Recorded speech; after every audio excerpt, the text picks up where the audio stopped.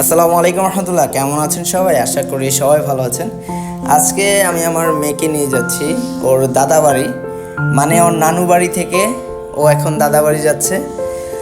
Uber driver ভুলবশত একটু দূরে চলে গিয়েছিল, শাহী মসজিদ চলে গিয়েছিল। ওনাকে আমি আবার ডেকে নিয়ে আসি ওর নানি বাড়ির গেটের সামনে। এতদিন যেহেতু আমার মেয়ে ওর নানু বাড়ি ছিল, তো নানুর মনটা খারাপ থাকবে এটাই স্বাভাবিক, কারণ নানা নানি কীরকম যত্ন নেয় নাতির এটা আমরা সবাই জানি। এখানে একটু ভিডিওটা খোলা করে দিয়েছি, কারণ হচ্ছে ওর নানু এবং আমার মেয়ে যেহেতু এখানে রয়েছে তাই। আর আরেকটা কথা আপনাদের বলা হয়নি, আমার মেয়ের নাম রেখেছি ফাতিহা জয়নব। তো ফাতিহার নানির মনটা খুবই খারাপ, আমার দেখে খুবই খারাপ লাগছে।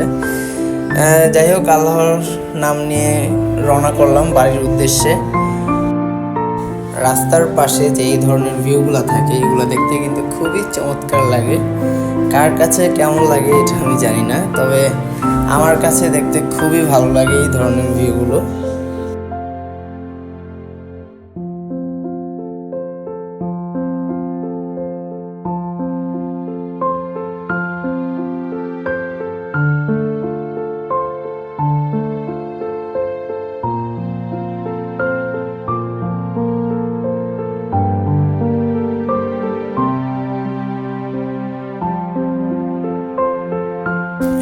চলে আসলাম তৃতীয় শীতলক্ষ্যা সেতুতে।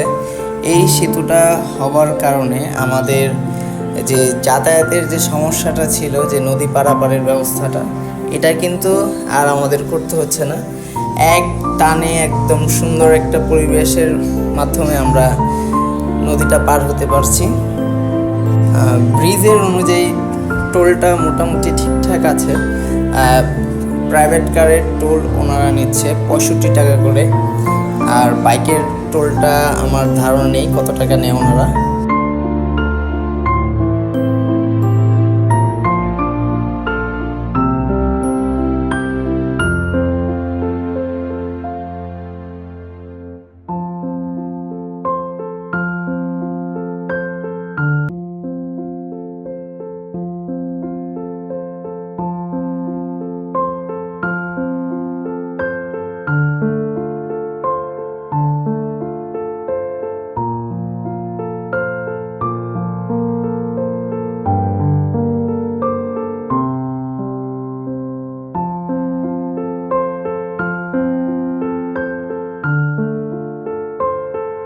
আমরা যেহেতু পঞ্চবটি রোড দিয়ে বের হব, তো এখন চলে আসলাম বিসিক রোডে।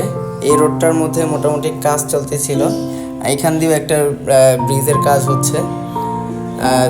তার কারণে আর কি ধুলাবালি একটা পরিবেশ সৃষ্টি হয়েছে, প্রচুর পরিমাণে ধুলাবালি এখানে।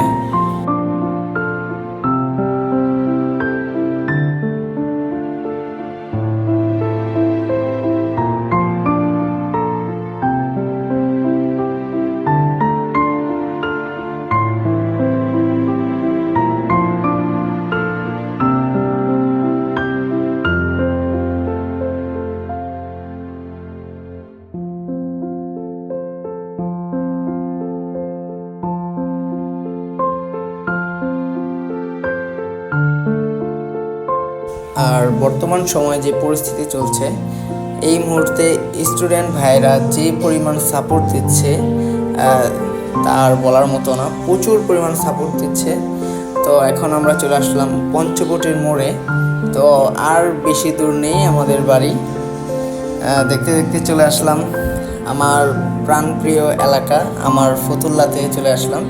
সামনেই দেখা যাচ্ছে ফতুল্লার মসজিদটা।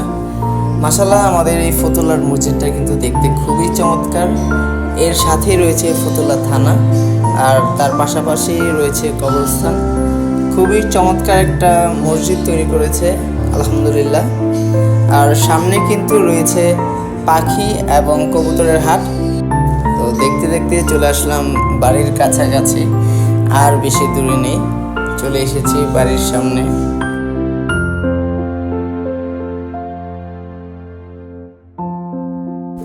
চলে আসলাম আমার বাড়ির সামনে রয়েছে আফিয়া খাতুন জামে মসজিদ।